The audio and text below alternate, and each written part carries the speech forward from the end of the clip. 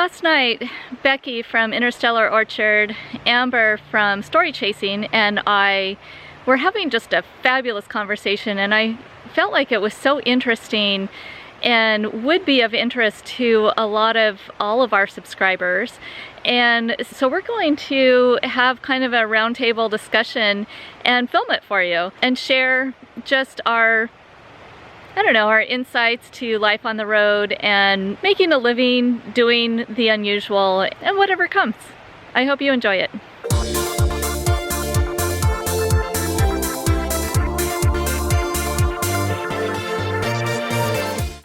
Hello everyone, my name is Becky Schade. Interstellar Orchard is my blog and my YouTube video. Been on the road for 5 years, since September of 2012. And I full-time in a truck pulling a little 17-foot travel trailer. Hi everyone, I'm Joni Zander. I am the gal behind TheGalavan. I live in a 2015 Freightliner Sprinter that I had custom built. And I have a website that is really not a blog, it's just really a build website for building a Sprinter, TheGalavan.com, and also I have the Galavan YouTube channel. And UpriverUpfitters.com is my van build company website. Hi everyone, I'm Amber Baldwin. I have the YouTube channel Story Chasing and the blog StoryChasing.com. I started in this lifestyle about a year and 3 months ago, and I've already changed RVs. I started out with a 26-foot Winnebago Class C, and just recently, about 2 months ago, traded that in for a Class B van. It's a Heimer Active. Just thought that, it'd be great to downsize and really kind of figured out my travel style. What is it about blogging that made you decide to want to do that? First decided that I wanted to go RVing in December of 2010, and the night that I decided, that I sat up in bed and was like, oh my gosh, I want to go RVing, was also the night I decided I was going to blog. Like, they were kind of hand in hand for me. I wanted a way to record my travels, originally just for like my family and my friends so they could follow along, and also be able to provide information for other younger people, because at the time there wasn't really, like, there was very little information about a solo young woman hitting the road in an RV. It took me like a good 10 months to launch the blog after I decided I was going to. Keeping up with it for 6 years now, and I'm very happy I decided to record it all, like get all that information down right from the beginning. Kind of nice to go back through it even myself and see like where I've come. So how about you for the blog? Well, I started this May of 2017, and this when I first went out and did the whole full-time RVing, and I think I, like you, wanted to kind of document my travels. And at first I didn't really know like where I was going to go or how this was going to work out. I found this book, the National Geographic Scenic Highways and Byways. I was like, oh, this is kind of cool. So I was like, I'm going to do all 300 of the scenic highways and byways. And it was a little bit of structure in a world that I was unfamiliar with RVing, because like you have to figure out where you're going to go. For me at the time, it provided a little bit of structure, and so I wanted to document my travels, and so I started filming all of that, and I have the blog that corresponds with the YouTube channel. I liked the fact that I could kind of document, okay, I've done this particular scenic highway and byway, and show that. I've even got like a number count on my blog that shows how many I've accomplished. So it is like a real quest. I know, right? You're so official. I'm an accountant, so Okay. that's my degrees. I'm also this, interestingly, a creative person outside of accounting, and so when I started filming and documenting everything, I don't know, it just felt really good and allowed me to share my travels with my family and my friends. And then people started actually asking me like, well, how did you do that, or why, or certain questions, which I'm sure you guys have gotten too, about traveling as a solo female. And so it also turned into providing solutions for people. Why do you travel full-time? Do you guys get that question a lot?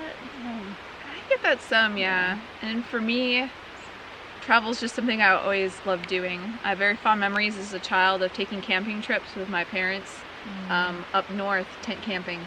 And that was always like the highlight of my year. I remember those memories from my childhood so much better than so many other memories that I have as a kid.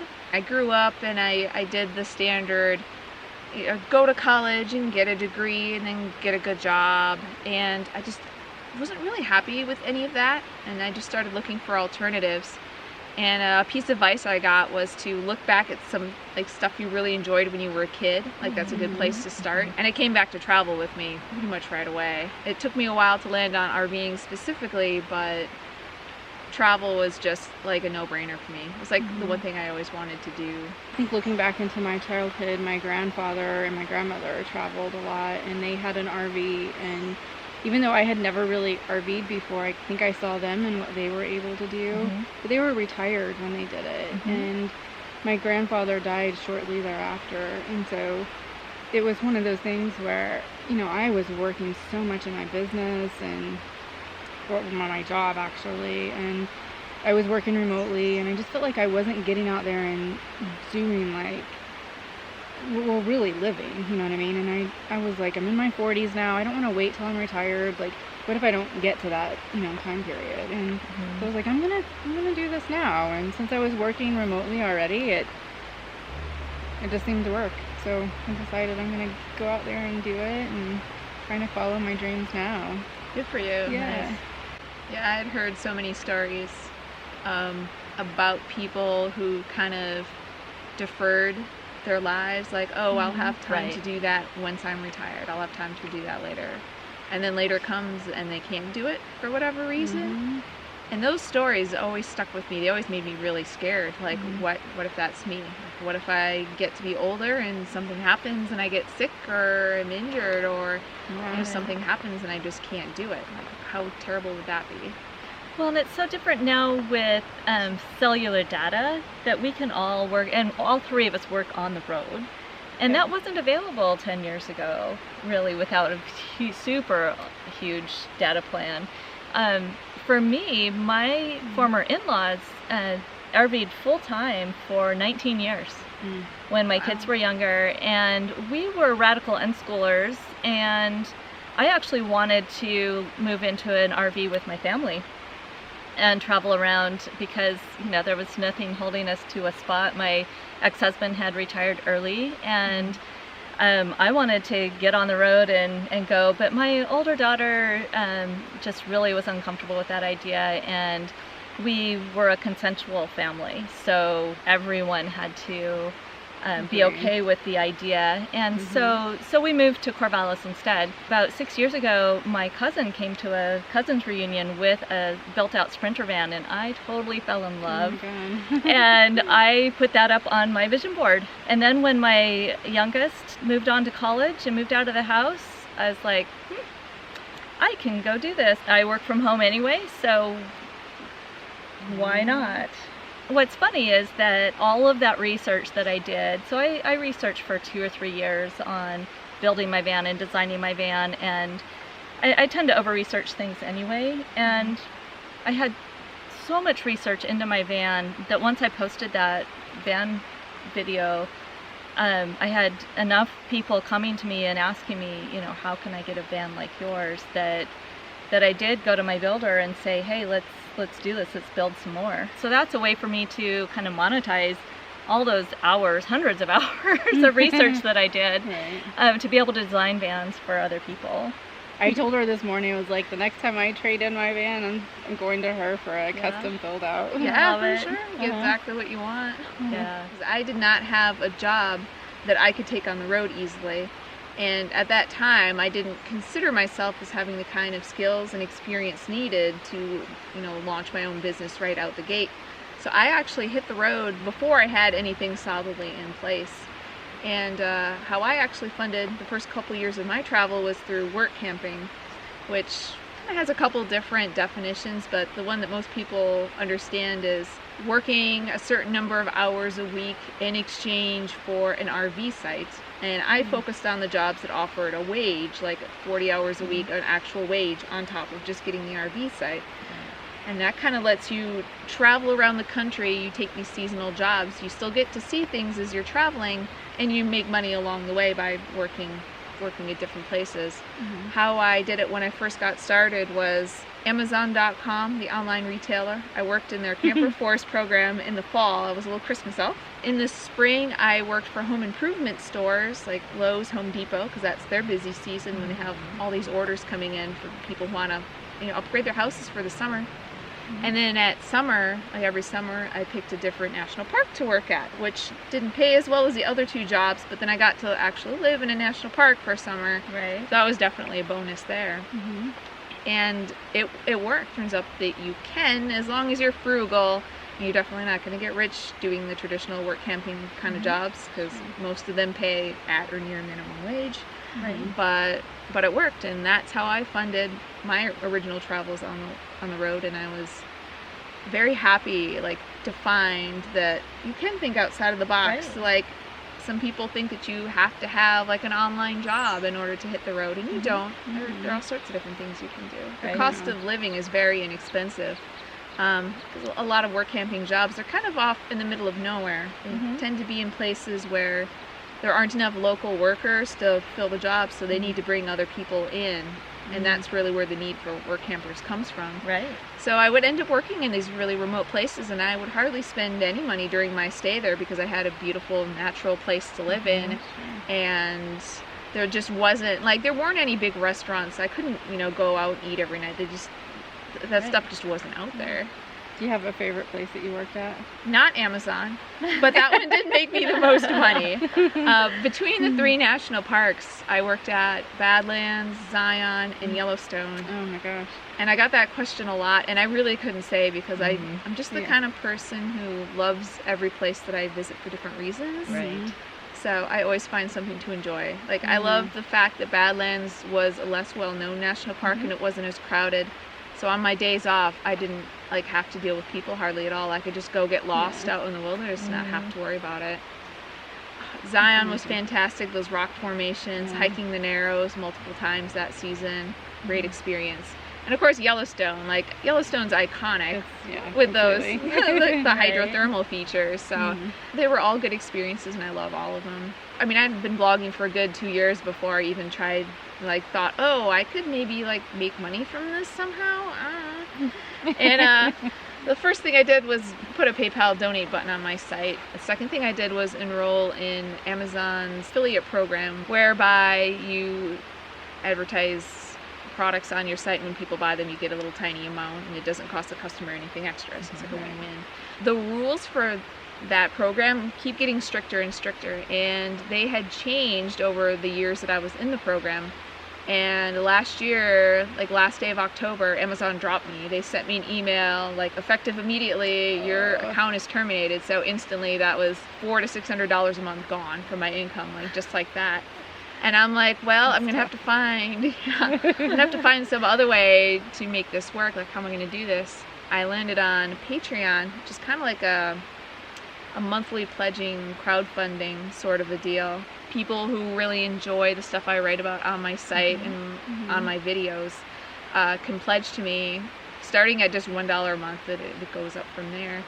And that kind of gives me a way to fund the time it takes to work on my blog and videos. And I'm now close to, it goes up and down, but it's usually around $400 a month from that. So close to what I was making from Amazon. For those of you who might be new and starting out, just know, I mean, like Becky said, she's been doing her blog and working to build it up for 6 years. So this isn't a get-rich-quick, well, it isn't a get-rich anything, ever. It's not a get-rich anything. But it also isn't quick.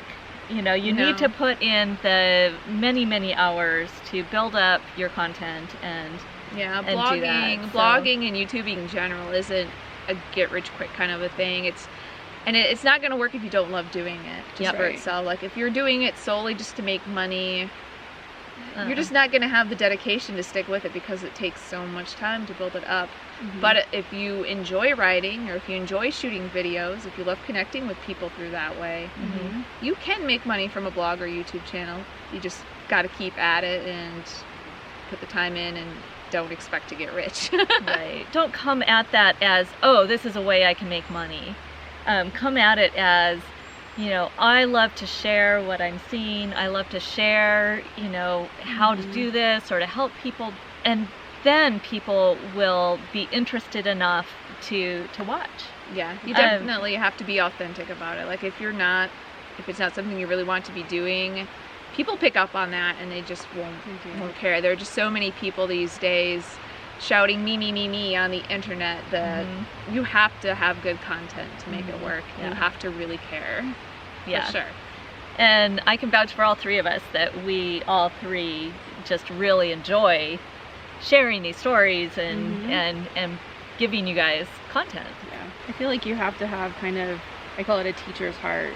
Yes. Right, because a lot of that is what you're doing. You're teaching people how to do things that they're looking for online, and so as we all know, teachers do not get paid, as you know, very much money. So kind of like how we are, we just do it because we love it. I've been with doTERRA essential oils for 7 years now, more than 7 years, and so I already had that work at home piece before I went on the road, and it was easily transferable.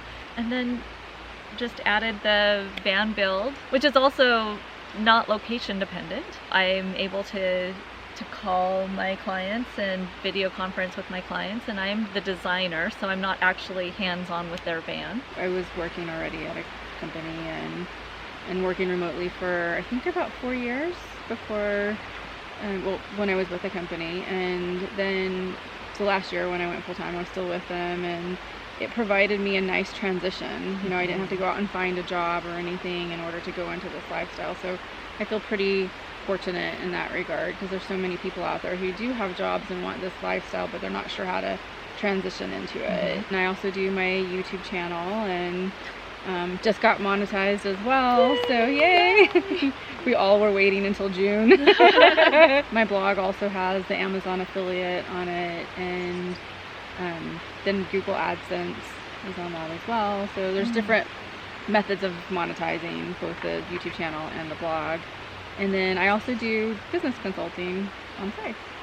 So my background is in accounting and specifically acquisitions and dispositions as well. So I help people with that, and then just how to start a business.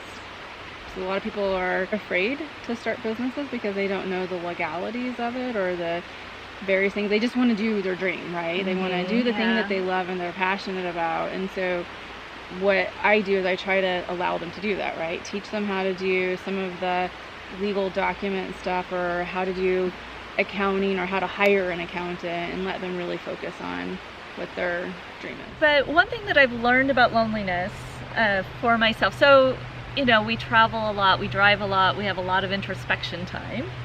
And one of the things that I realized during one of those times was the only time I'm lonely is when I am with other people and not feeling connected. I was actually far lonelier when I was married to my ex-wife in a house than I have been on the road at all.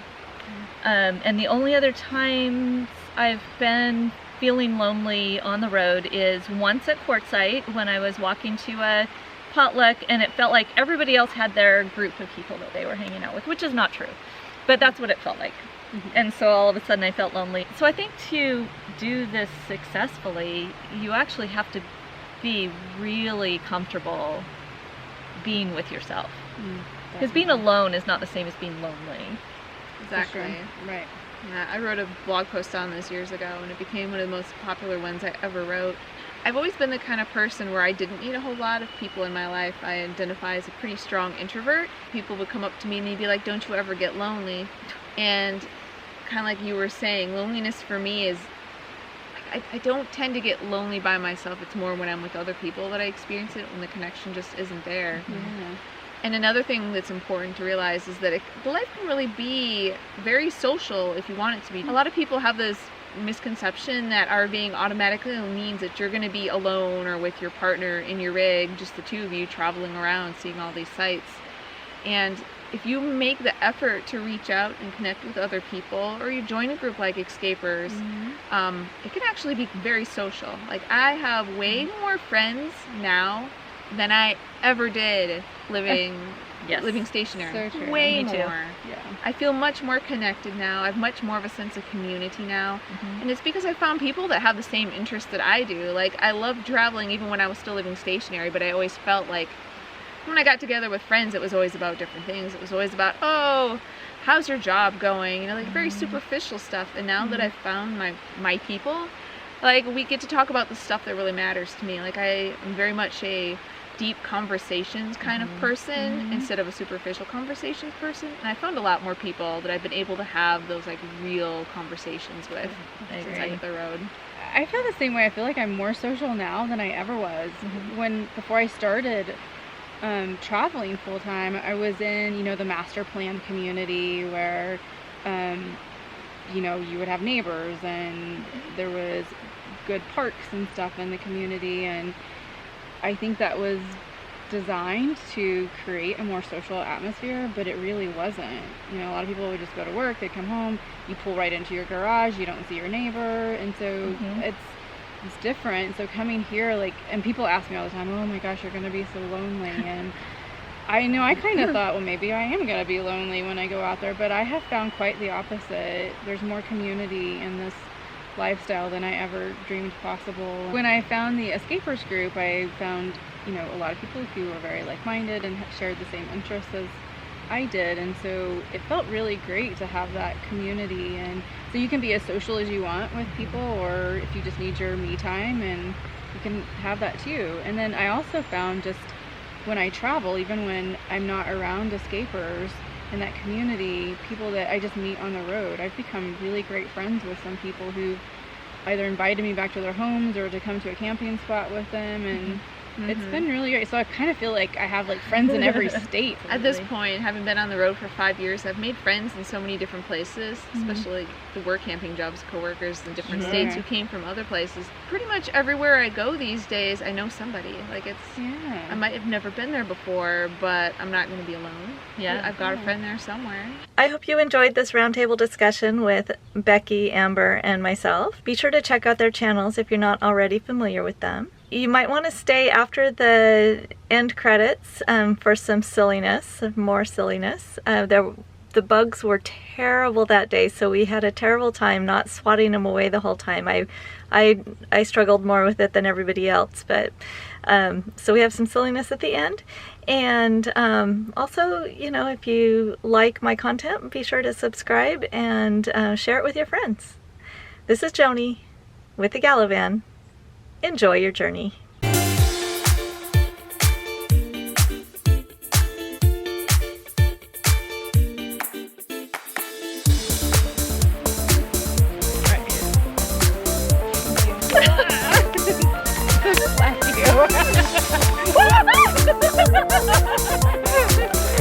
You almost did.